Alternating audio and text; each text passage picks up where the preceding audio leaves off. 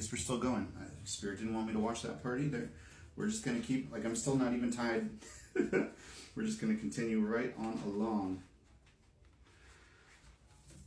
I think I'm just gonna do one big loop knot here.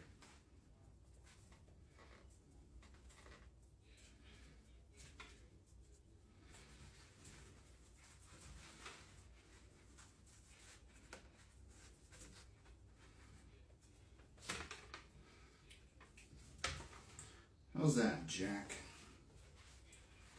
You like it? I feel like the bow tie should be like in the front, right? Like that. Like in front of the shoulders, perhaps.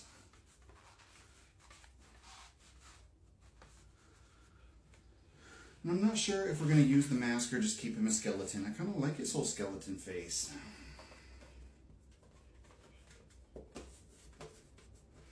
And like, it's dented, you know? Like, that's my biggest drawback here with the mask. It looks like dented and not circular enough. Like, it looks like Jack Skellington just fucking melted. Maybe I could find a way to like blow up the outside, make it hold its shape. I wonder if like hairspray would do that. Like, I don't know. I'm gonna Google solutions for that. But until then, we are going no mask. In this town of Halloween, this is Halloween. Everybody make a scene. Let's just tuck that up a little bit. I might be able to tie it around the arms to make them fit better. Ooh, that could work. Money. I literally tucked it into his shoulder joint. I just like, you can't see. I literally tucked it down into his shoulder. This is fun. I'm doing the other side now.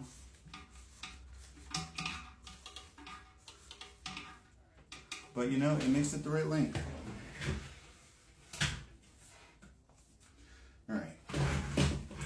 Let's try and hang him up maybe. There we go. There, you sit right there, Jack. It says everything bends, but I think you have to unscrew the legs in order to get them to bend. So if I wanted to put him in a sitting position, I absolutely could. But I would have to unscrew the legs and retighten them. And I don't feel like doing that. So we're just going to have him stand right here.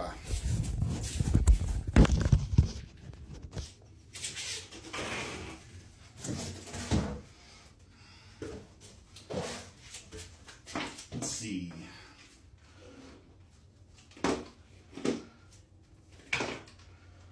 Oh, that's almost the perfect height.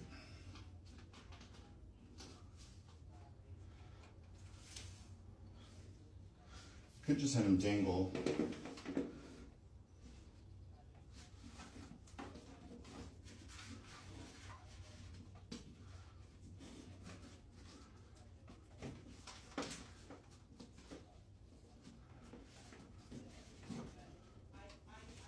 Right on.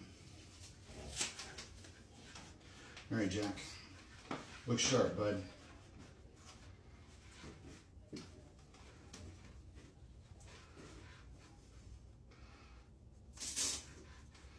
Maybe.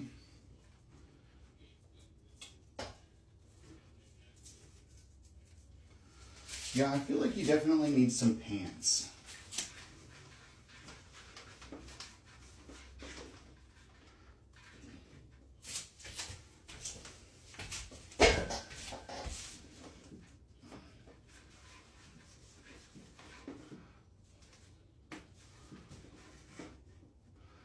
But I think overall, that's going to do the trick.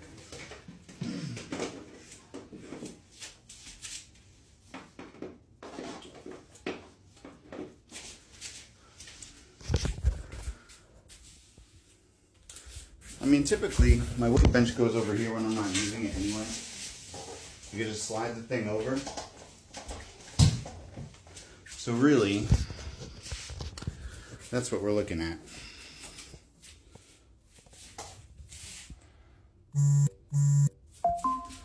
I don't think my sister anticipated me using those like coat rack hooks as a dummy. Oh shit, his mouth opens. That's pretty cool. Maybe I should have let the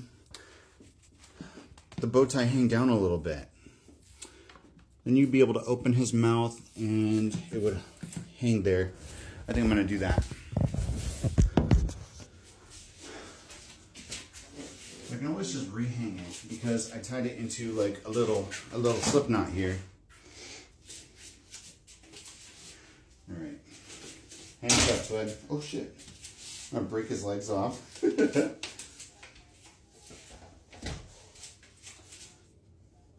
Oh man, I tied that really well. I'm not doing that. We're gonna leave it up.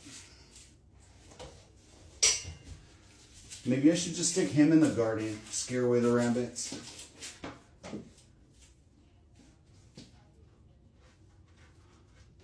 Here we go.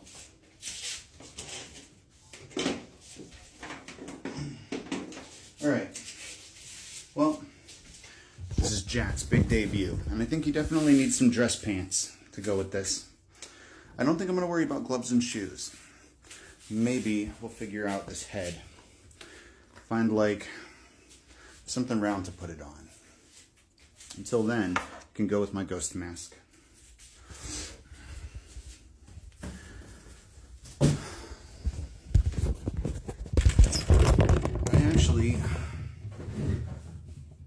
I kind of want to know more about this past life, because if there are past life wounds coming to the surface, I can do something about those now. Like, there's things that naturally you heal from past lives, right? Like, if I did have a proclivity for like interfering in other people's relationships in past lives, then that's something that mirrored in this life, and that's something that I did have to heal and stop doing. But then there's things that you don't see, Knight of Swords, that maybe you just don't even realize that you have to fix, but are present. Like, there was something about physical touch in that dream also, where I could keep a clear head and I could think straight and I could make the right decisions up until physical touch happened. And maybe that's also due to my clairsentience. But it was like as soon as we connected physically, energetically, I couldn't say no. And I wasn't really trying that hard to, granted. Justice, Wheel of Fortune. Because it didn't really bother me that much anyway, but I knew that we weren't supposed to be involved, really, back then. That was a decision I made, but it felt right. It's kind of almost like Divine Feminine on the Split. Take my version of possessiveness, because I'm not like I'm not like a super jealous guy. I used to be, but I'm not really a super jealous guy anymore, but I am very possessive of my masculines, you know what I mean? And not in a toxic way. Like, I'm not domineering, controlling, jealous, none of those things. But I still have this, like, ingrained feeling, like, once we get to a certain point of energetic connection, like, you're mine. Crossroads.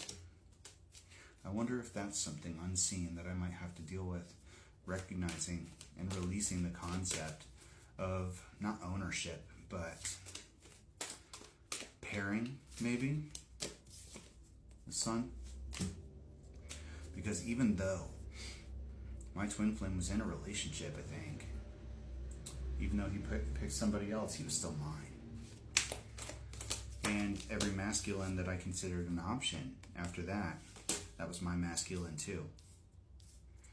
In that dream, even though that guy was taken, he was still mine. Nine of Wands. I think that might be something, Divine Masculine, that I have to look at a little bit harder. The ripple.